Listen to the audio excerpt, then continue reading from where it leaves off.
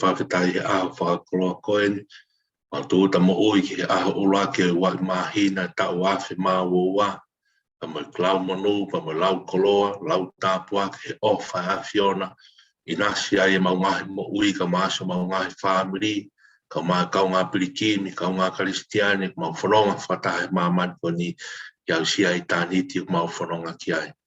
Tua mafi ka mata e anga e ni o e tau koen ya e proklama e platform e tau pe mo koe si su ko ako malanga pe mohono ngā he toi whakaloloto pe mohono teu i e tau tangata mo e tau whiwhine ki mahu inga o e malanga mahu inga e whikau na ke hui ki mau tolu ke mau tūhake ngai a honi o talaki a ngongo le lei e si su klaisi o ke whakato malape o ofia e pureanga o tua haere mai lau mare Mount Oni tau polo kalama me a fiona wha mahino ka teki mau tolu e mau inga e mooni o e malanga e ngā pe e langlang ia e a fiona tau tākau pake muamua ka mau mui atu wa whao sisu Christ ka mau wha mo ui e meni tap ki a fio o toa tau lotolotonga o kore peke o whanga pe ngai whakatapu tau a whaki atu pe me platform e tau pe mo koe sisu ka hoko atu ai pe e tau proklama ako malanga wai e tau ngai proklama ke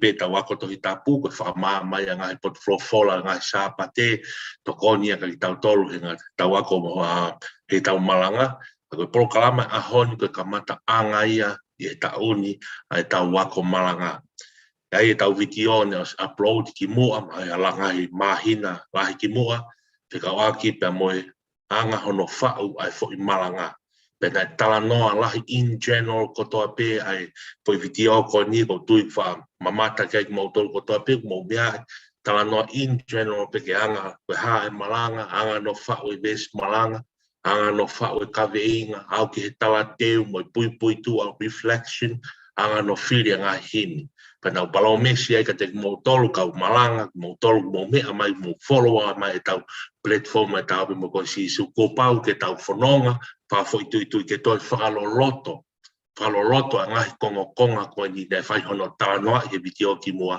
ko nga ke to mahino pe to konyan ka te tau tolu ko nga ke solova ngai palo pare ngai a honi blahi tā mai ku lahi ngahi whai tūtaki o mai koe kore ke whau ha malanga, koe kore ke whaino hino e anga no whau e malanga, pa moe ngahi mea pehe o tui pehe e ala to koni atu en ka te tau tolu.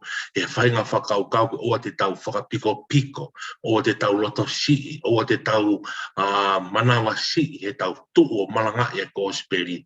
E ko tui ostona ki pehe wholofolaia e ki maa ki tau tolu, hae ki koloa ku te mau ke te tua talaki a ke wholofola, pa mahino ka kita pa malakanga mahu inga te mau moe ui a e ki o mahu inga e ke tau moi ke tau tu ke malanga i a wholofola e ki pakutu e to koni atu a platform e tau pe mo koi sisuka ki tau tolu, mo tolu mo whakaukau ke mo hoko koe kau malanga, mo tolu fuku mo os malanga ka ke ngata ia te tau tolu kotoa pe o ko tau os hoko mai malanga e to koni ka ki tau tolu ke toi uplifting ke toi upgrade ke toi ofongi ki tau tolu ki mau inga nā ku te whai fuoloa mai malanga pa aroa te taimu ku te whakapipiko i ono whai malanga ka ku whia mau ke toi ofongi ki tau tolu i e kuonga whakaosikon ku tau whanua. Ko ia e pehe ai kamata anga ni tau ako malanga, ai ko tau ako malanga konga ulua ki eni, pa kono te toi wheu i koe hae malanga.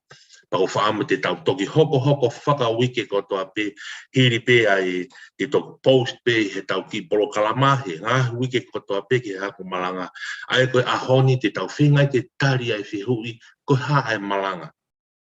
Ki mua pa tau ako ki hono whiri o i vesi malanga, whiri o i kawinga malanga, hanga hono whau e pui tu a, hanga whau e ngahi tala teu, whiri e ngahi himi, whau e lotu lahi, kau mahe ngahi ui, kau mahe lotu si. Ki mua ke tau hau ke ngahi ere me niti o i malanga, ku whaamu mau pēai platform e tau pe mo koi sisu, e tau porokama ke uhui ka te tau tau, kau ngā karistiane, kau malanga, e mahu inga ka tātou whakatoi tapu.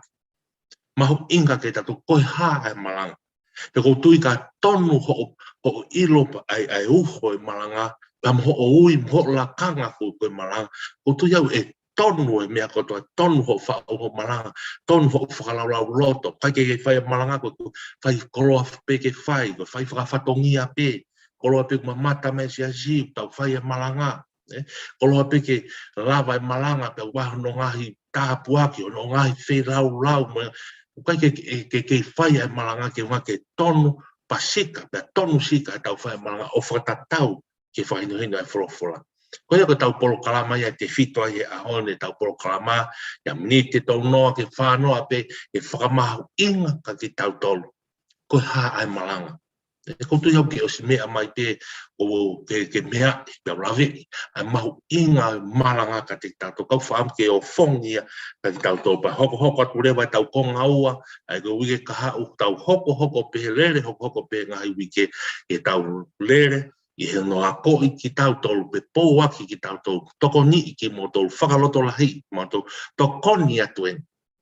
Tokon ko teo ke mea mai teo ke osi mea i anga no whao e malanga, anga no whao, kai tokoni at pen ka te koe, iai hataha, e ala tokoni atu e tokoni ka te koe.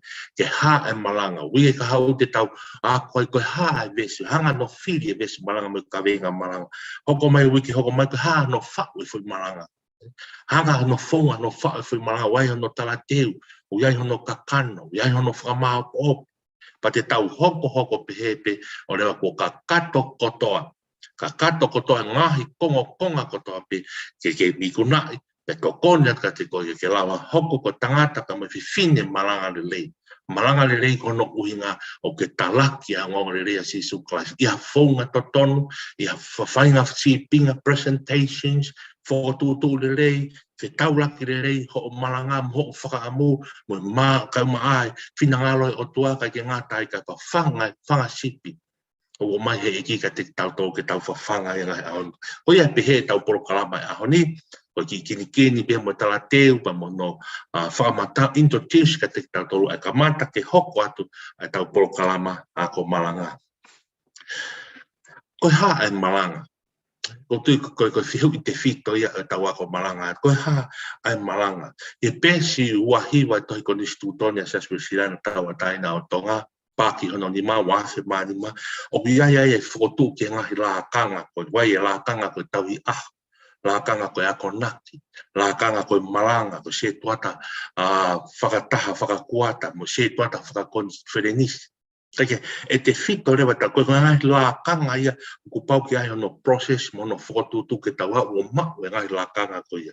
Wai e te hoko koe lotu whihu, i te hoko hake koe maranga ako, koe maranga ahi, pa te toki hoko maranga hoko. Te alo mau e ngai tunga te hoko ai ke whiri ki ta se tuata whakakuata, e ngai kuata whasiasi, te alo se tuata whakakonferenisi, te whanonga ai ke ngai koro. Kake, ko te whito tatala no, e la kanga koe au whakatutu, koe malanga. Tako tau whihu i koe ha e malanga. Ko hai o ku malanga, whihu i e taha. Ko hai o ku whaikia i e malanga. Te kono whakaosi, koe ha e mahu inga o malanga. Koe ha e mahu inga e malanga. Hange ko whakatala noa ki ane nei, ka whakatoka maarien ka te tau kau malanga. Ka whakatoka le lein ka te tauto aina amana ke pore, ke hoko ko malanga o, ke hoko ko whakatu ko he kuata, pe whakatu he whakakolo, whakafōwa te ngai kalasi a hoke, ke hoko malanga a kua, hiri hangai kuata wha, hoko malanga a hiri hangai kuata, pe whakahoko koe, whai hono teu, mono tokonia ko he kau whai whikau. Muraki ke whakamahino ka te koe, koe ha e malanga ki a te koe. Hange ko whakatala noa, uai piho o mea ki ai, o ke mea e ka toke tāna ki a te whakaukau, ke whakamahino ku whakatoka lelei ai platform, foundations o iloi, koe ha hoto whatongia koe malanga, ki mua pa te toki hoko koe malanga, koe tangata malanga, te koe whiwhine malanga e siasi, tonu ono whakatoka kita he maka ne toka ai, whakatoka kita mehe wholofola, moe whakahino, kau whai kau kau tangata eiki, kau holo mua, te whakatoka ki take mau inga mahari, he ka tonu e te ilo e malanga, tonu e te whau, tonu e te malanga, pe tonu e te whai whatatau ki whinanga, kai ke whai ke ngāu e tangata, ngai kulau kia ia paula, kai koe tau ke ngāu e tatopo e tau malanga ko siwa e tangata, o hinga e tau malanga ko ngā koe whekau, pe moe ui, talamahi e ko sisu Christ, talamahi mua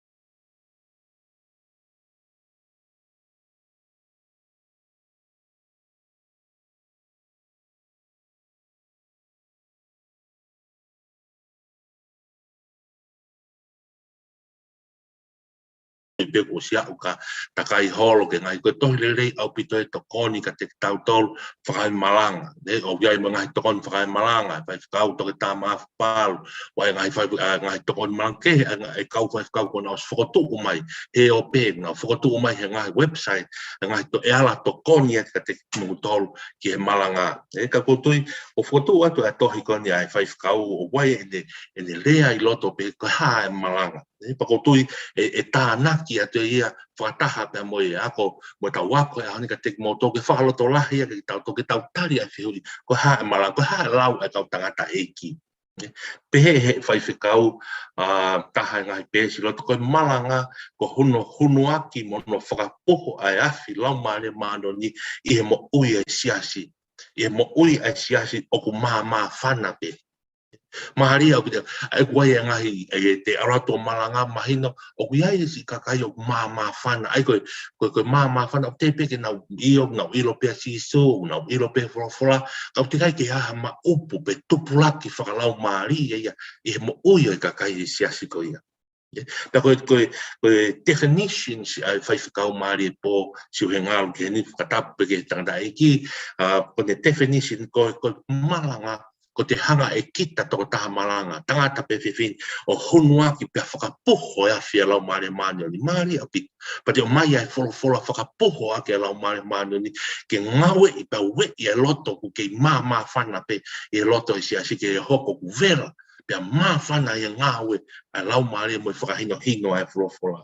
O tuia ko kawe ngahi definition e lei ke tautari ai whihu i o ahoni, koe ha e malanga. Pehe anga he pese tau ne pe ko malanga ko e hoko ko whakafo ou mo whakamo ui whakahiwi e kau whanongo tūnga i hanau mā kona he ngongo lele Se Maria ko hanga ia no hanga five count o te hanga define ai malanga e to kotnia ka ki platform e tau pe mo ko sisu to kotnia ka ki tau tolu ka te koe ke mea mai ke tau tari ai whiru ka hae malanga. Pehe koe malanga te hau to malanga ke te hoko koe whakafo o, whakamo ui, whakaiwi ai kau whanongo tuunga i henau mākona i angongore nei.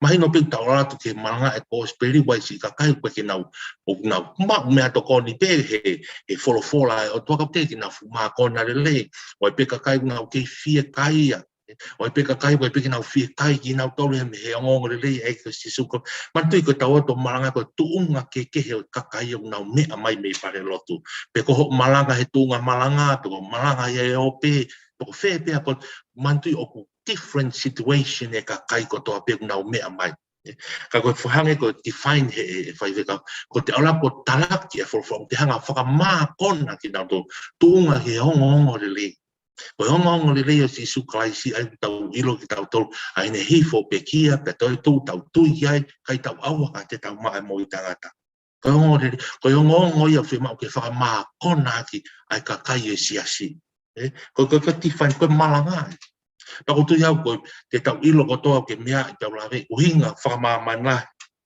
Aki tau toko malanga ko te tui he whare lotu pulpit o te talaki ai. Malanga i angonga rei e ko si suklais. Pato kehe pe ngai order of service ngai siasi whakakaristiane ko toa pi tau tolu he siasi wesiri ana. O iai hono ngai hoko mo hono ngai o wau lotu. Ke whakamawhana i te molu malu. Ai talaki e wholofolo. Ko malanga e ko talaki e wholofolo.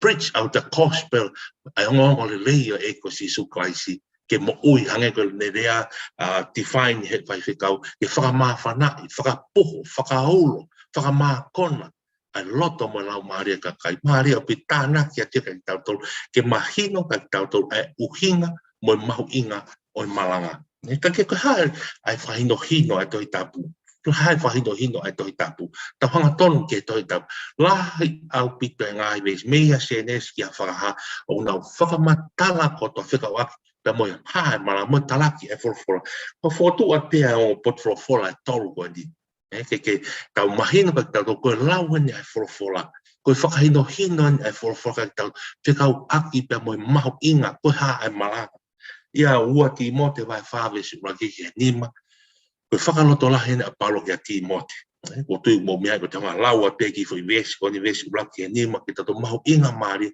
ko ha e malanga ke whahino hino e toi tapu whahino hino a paulo ki a ti mote pehe e paulo ki a ti mote ua ti mote vai whawesi uraki ke nima ko o tua e mo kalaisi ai a une ene ke whakamau e mo ui mo peki a io o kou nai aki foki ene ha mai pe aki hono pure anga ke malanga aki ai wholofola whaafai pe e whainga maari, mo i kai ha whainga maari, whailo hala, waloki, e inaki, e anga ka take au to pea, aki e whahinga ako ke.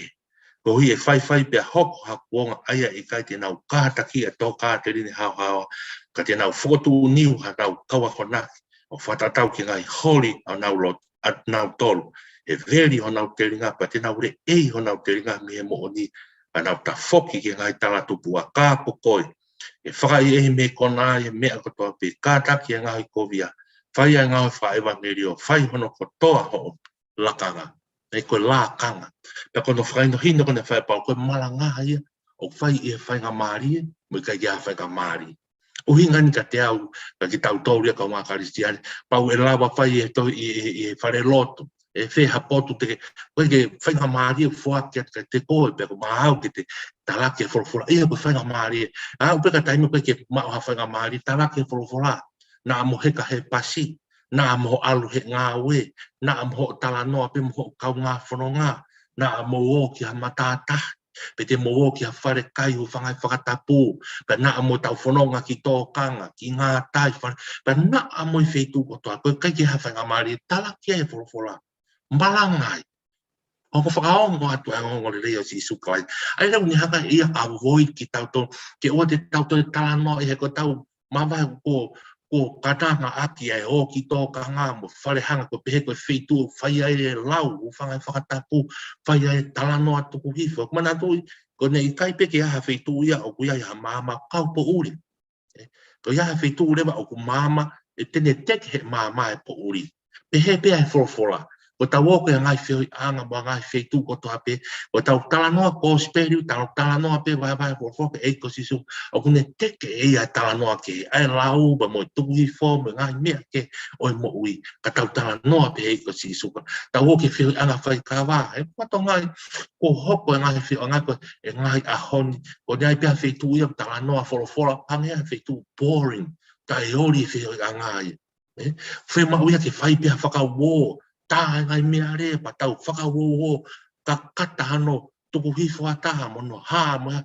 kai ke mea tala noa e paula he am ka timo koe maranga ia whainga maari mo kai ke ha whainga maari ai tala noa paula ke location ke audience o kai ke te whakaraulau koe loto whare pe o siasi ke tok malanga pe i he whare o siasi he pulpit toka tunga malanga ko ni ospe ho malanga siasi pa ke huko alko ke kautaha mo whare hanga tala noa ke he koe tala noa ko he tuku hifo mo ha kato ngahi mea kato material maaman koe ika tamai paula ko to taha mo tangata mo fifine malanga o ne malanga he tuunga malanga pe he potu ko to ape tando ke forfola en ngatu pe e ko sisuka en ngatu a ngongo de lei he ne mo ui he ne rea e pot ko to ape ha o mai ke he ope tau whanonga ngai ahon ngahi restrictions pa ngahi ta ofi ngahi coronavirus ngahi pe ngahi ak he kau ngā kristiane ai ope social media, Facebook, apa mengai social media kata apa, kita laki ayah follow. Ika jangan time kata untuk ngai apa te wolo ayah apa ngai ahon, kita laki ayah ngai anga hala politikale, fela wak ngai lea tahu ngai lea ko. Aku faham ya ahon ni kau ngai Kristian. Ukai kata unga malang fakata tahu ki lau apa ulah katim. Ukai kata unga malang kita untuk tali pegawai file lotu. Tunga malang ahon lava fa Yesus. Lava fai tungu e malanga ia i ngahi live stream e Facebook a pe ko te la ma o whenga male tau tu talaki tau tu hake kau ngā Kristiane tau hanga teke kau po uri me social media a ke tau talaki malanga e whorofora u hange koe whamatala a paula o kai ke malanga ia o fai e whainga maari e mo kai ke a whainga maari tala mai waloki e kinaki aki hanga kātaki o pau ke tau e kinaki ke tau kātaki aki tau tolu kau malanga. E ko pau ke tau malanga e whenga te wolo e ngai tawha ake a kensi tau tolu. E lea mai e kakai. O te tau hange tau fuia ke tau malanga i pa tau tala e mo ni pa lea i ki tau tolu e kakai. Pea toho i fo tau loto. I kai. Tau mai whorowha ko pau ke whakatanga i ki tau tolu. Ko pau ke lau i ki tau tolu. Pau ke whaihono tohi fo ki tau tolu society. Kau pai ke pai ko hamea aia ke tau manawa si ai. E ko tau whatongia tato e malanga. Tau whai tato ke a whio mai ai o tua. Tau whai tato ke a whio mai ai tangata koe. E ai aho te tau tu e whakamahau. Ka pauna ke ma i o tua i ho lakanga malanga. Hoko ka tau tau. Tau o mo tau lakanga malanga ke ngai whio ai anga whai kawa. Ta whai e ta au e ngai huai pa tau wholonga i te. Toko tau maa tau tolu hono tala e mo ni mo no tala e wholofola. Au peke tau whio i he siasi roto whare siasi. Tau tolu kau whai whakau. Kau mo se tuata. Whai pea ngai mea eo whia maha peke tau tolu. Mana wasi i he rea ke siasi. Rea hanga tonu pe rea hao ke siasi. Na alu siasi kakai te hata. I kai. Ko tau whatokia ke talaki. Egi naki. Valoki. Ia whainga maari. Mo i kai ke whainga maari. Maari api. Tau hoko ke gospeli. Ngā ke wai tahon whorofora ton pia sisu, tahon no visi tahani mau pehe mai, pia ne pehe ka teki nau tolu, mo wo ki mamani katoa, o malanga aki ai gospel, ki he mea mo ui katoa pe. Whorofora to ton pia sisu, ta tau ia mā ke tahon, no māti wawa, gospel i aluke, gospel, hiki tohi e luke, pa mā gospel, hiki tohi e sione. O nau tala noa katoa ke whorofora, mo wo ki mamani. Malanga i a gospel, maari e tala noa e māke, malanga i ke he mea mo ui ko toa pe, talaki ai ongo le lei. Mana tui ko hae ongo le lei ko ia, ongo le lei ho tau o tuane, whakafau mai a Jesu Christ, a ke ni pekia pa mo ne toi tu, tau tui ki ai mau e mo i tangata, tui ki hono tata. tau mau e mo ta fato mala ofi e puranga o le hoko mai pa mo si su klaisi malanga ke me mo ui ko to ape mahindo ya ka tau ko malanga ya ko ke fili tangata ko malanga ya ko ke tau to yo pe ke fare lotu pe tau yo pe ke ngai fare lotu o ngoa me fanki fare lotu e fanki tuku I kolo me fanki motu me ngai fetu hange ku fa apa kita alu malanga ke ke lotu to ku ke hakakai ai to si e kai ko malanga oni ki he taha ko to ape ha ka toko taha pe toko pe ko fe ha fetu te ke talaki he fola eki alu ke ngata anga e ngai fare lotu o si tau ha ke ngai homeless tau wa ke ngai tuku I ve hala talaki fa evangelio tau wa ke ngai fa evangelio ke ngai fare mahaki fa tapu ke prisone ke ngai fetu ngawe anga tau wo ke me amo ui ko topi ko malanga fa hino tau wo ke malanga talaki fola e to ke mea I tau lavi ko taimi ko tau hoko ai ke la kanga malanga tano ai fola e whakamau I ki tau tolu I aho whamau whatatau ki ngai la kanga mo I ungai ui e ki nei whai maki tau tolu. Rea kia pau. Ka pau rewa ku ke viri, ke hori, ke hoko ko tō taha maranga ko mana tu e eke atu he aho whakamui. E eke atu he aho whakaosi. Ta tau ka ki tau tolu ka whai e whakamau I whakawhai whekau pea. Pena e whawhanga e whakasipi. Pena e tau he whakasipi. Pena mo ua pe au he no whamok whamiri mo whai pe ngai mea ak. Kena kai ko aloha he whaka. Eke ka ki tau tolu. Ka tau pia mo kau maranga. Kau se tuata. O lahi ang ko ho tau ngahi laka ngā e ngāua e lotu. O lahi ang e mea ngai criteria e whaka eke a ki tau tolu. I he eko si sue au e whakamau. Tako uhinga ia o ta poa ke whai mana wakawa ho tau I. He au ke aho tau tuu he whakamau. Tau tuu mo he lau. Nā tau whai ai ngā au. Nei hui ki tau tolu kia I koe kau maranga. Kau whai whakau. Kau se tuata. Hae ngai whatok nia whakalot. O mai kai tau. Koe whola ia. Tau mai mo wō. Ki mama pea te uia tek mong tolu au ke ngata anga mama. Koe palo mesi atua. Koe pala ngai. Whahino hino ia whoro. Mea ke whakamau inga kia ki tau tolu. Koe malanga ko tau o mai pe koe kumia lakanga. Moi mawhai whaapa ia si. Pe hange koe ngai whainga maari o sila. Koe kato koe ngai whelau. Ia ngai malanga wha o si tau. Malanga wike lot. Koe malanga ia.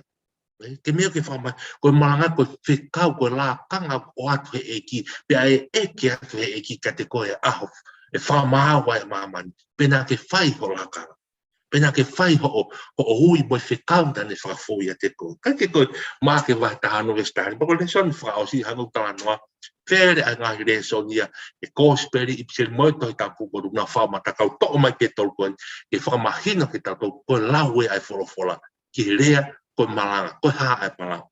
Kolose wahe ulaki vesi wa walu ki wahiwa, wharoto lahien a Paula ki kakai kolose, pea no wharea.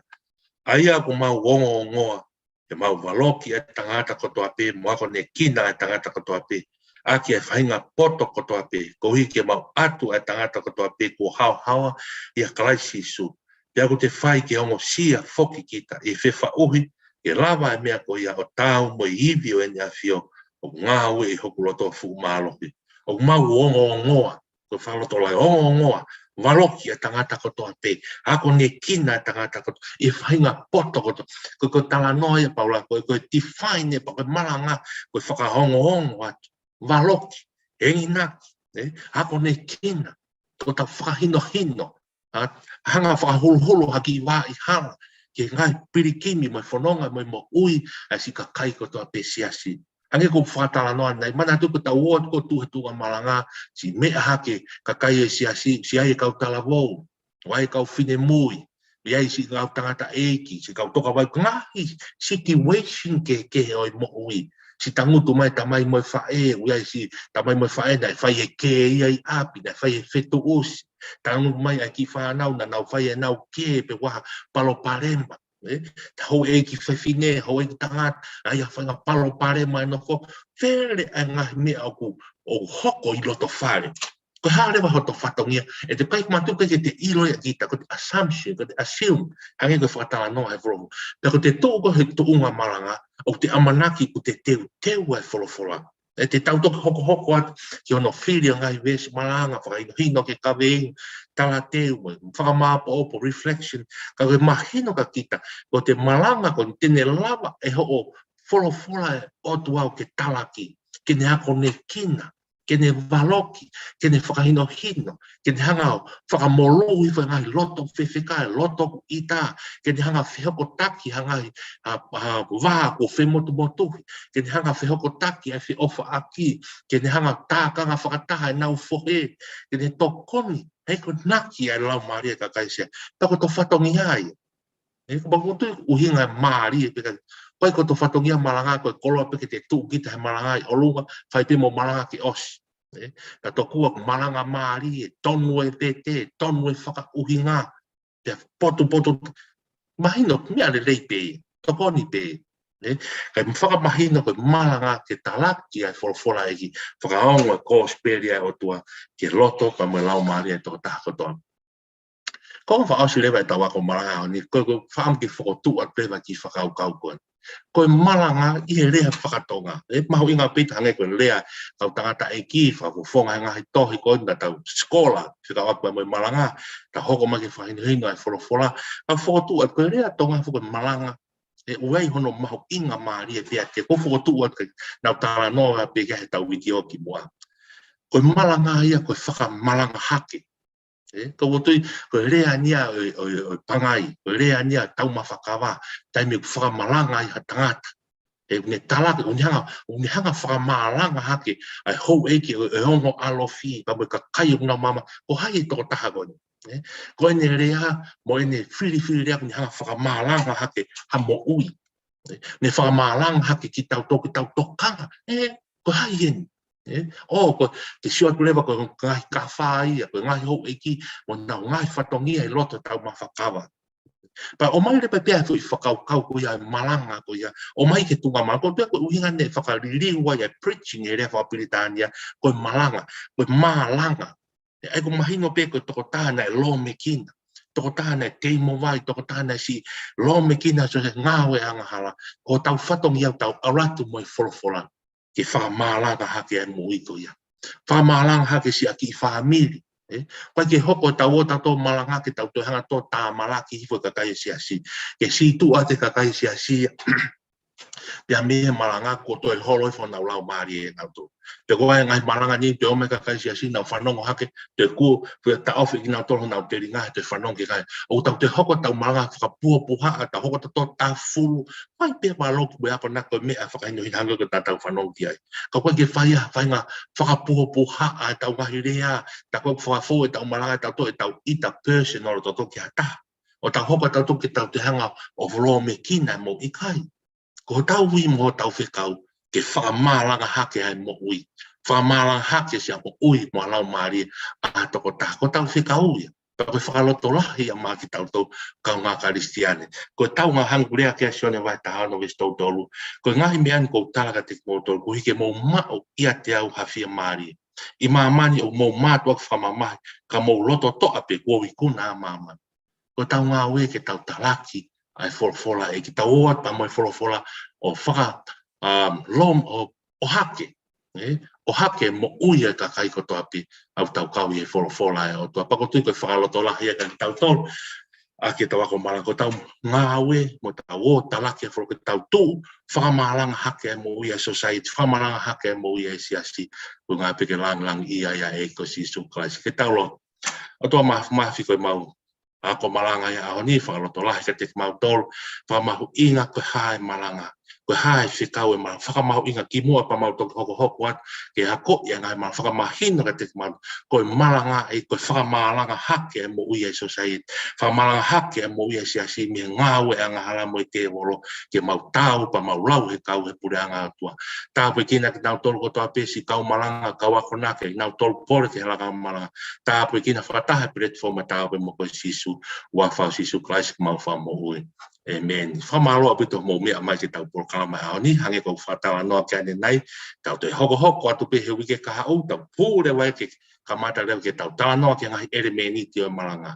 Anga no whaua e vesi malanga, anga no whaua e kaweinga, whaua e talateu, pa hoko atu ai pe e tau ako malanga. Follow a mai he tau subscribe mai ke tau YouTube channel atau pe mo ko sisu ka ke ngatai we ai tau Facebook follow at our Facebook, we have daily devotions, ka mai ngai gospel music, ki to kon whakalau maari ki tau tau, ka mai tau ngahi ango, hako malanga, amana ki teu, tau teu whetau la ki pe, ke mea mai, taim ta tau pe, he wike ka hau hoko atuai, tau hoko atuai ke anga hano whau, ai vesi malanga, me ka venga malanga, tau tui e to koni aka ki tau tau, ko ngā pe, ko tau wako malanga, ta whakalangangi a eki, ka mea tepu, tau whai a whina ngalo moe ui a eki whai ma tau tau, ke tau hoko tangata, ka mo whine malanga, ke talake ne gospel. O na ngalo tau lotu hufia, o na ngalo tau lotu lilo, lau ho wholofola, ko tangata malanga aia. Teu ho to lau man lau mau pe wholofola, lang ia e whiona. Malo apita mo mea mai, mo mea